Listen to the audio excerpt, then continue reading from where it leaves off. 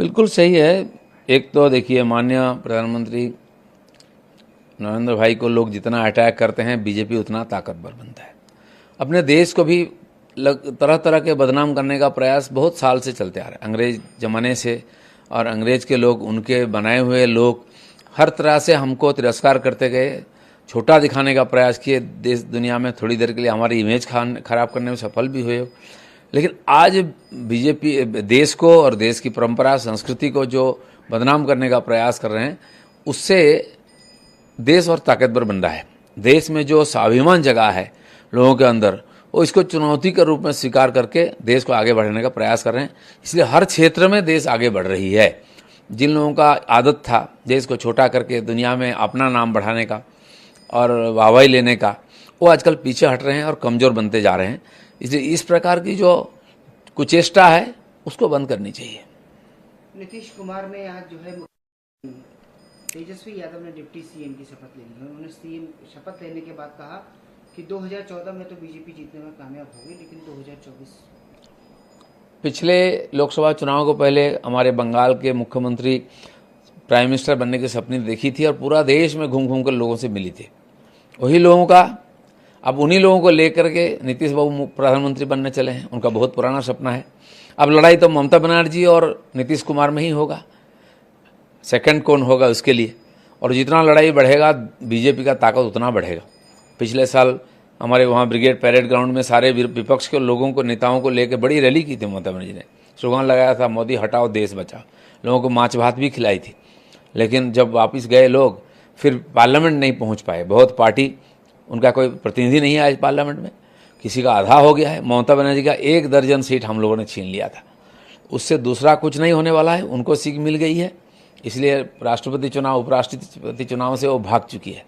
अब नीतीश बाबू नया दमखम से लड़ रहे हैं। उनके कुछ सलाहकार उनको मंत्र दे रहे हैं कि आप लड़ जाओ, लास्ट चांस है।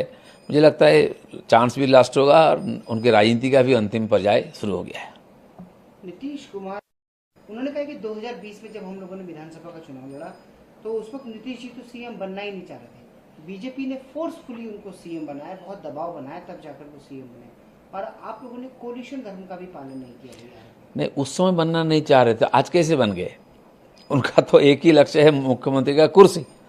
अगर नहीं बनते तो सर हट जाते हो। कई लोगों ने अपने को निकाल अलग कर लिए थे। पावर से बाहर नहीं रह सकते, इसीलिए विचारधारा को एक तरफ रख करके कभी आरजेडी के साथ, कभी बीजेपी के साथ, फिर आरजेडी के साथ, फिर बीजेपी के साथ। ऐसा किसी नेता ने आज तक इस प्रकार सर्कस नहीं किया है जो नीतीश बाबू ने की है। ठीक है, उनके सलाहकार उनको मंत्रणा दे रहे हैं। मुझे नहीं लगता कि बहुत सम्मान से वो रिटायर्ड हो पाएंगे। तेजस्वी यादव ने कहा है कि जिस समय उनकी सरकार थी पिछले बार नीतीश बाबू के समय, उस समय क्या क्या उन्होंने घोषणा की थी और कौन कौन सा बड़ा काम किए थे, वो भी तो गिनाना पड़ेगा ना अगले चुनाव में। तो वो सोच के रखे हैं क्या करेंगे। अच्छा बात है, बिहार को आगे बढ़ाने के लिए अगर योगदान देते हैं, अच्छी काम होती है, बहुत खुशी की बात है। लेकिन बिहार बिल्कुल ठीक है कि हमारे साथ जोड़ करके 15-20 साल सरकार चला तो बिहार बहुत आगे बढ़ा है।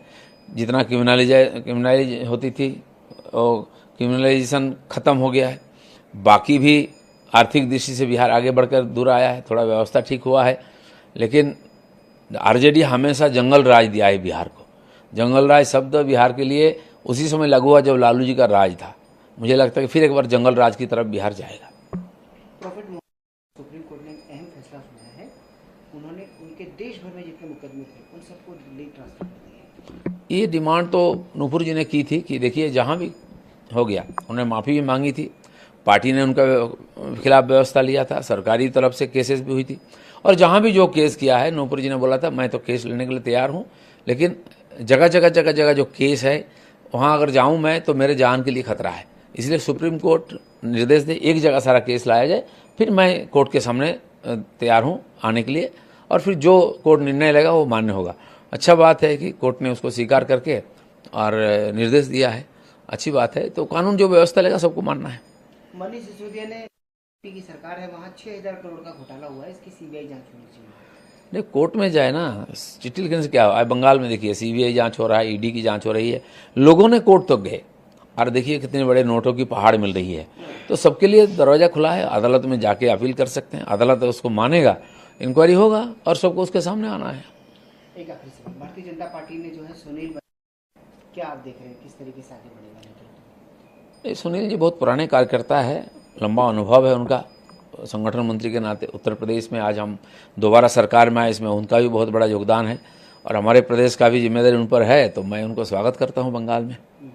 सुकांतो दा ने भी राष्ट्रपति से मुलाकात की है बंगाल की लॉ एंड ऑर्डर मामले को लेकर, उन्होंने शिकायत की है। अभी तो सीबीआई इंक्वायरी, ईडी की इंक्वायरी चल रही है अलग अलग केसेस में।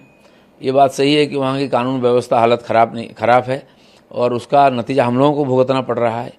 फॉल्स केसेस दे करके और गुंडागर्दी करके बंगाल का एकदम लोगों का नास्तानाबूद हो गया है हालत।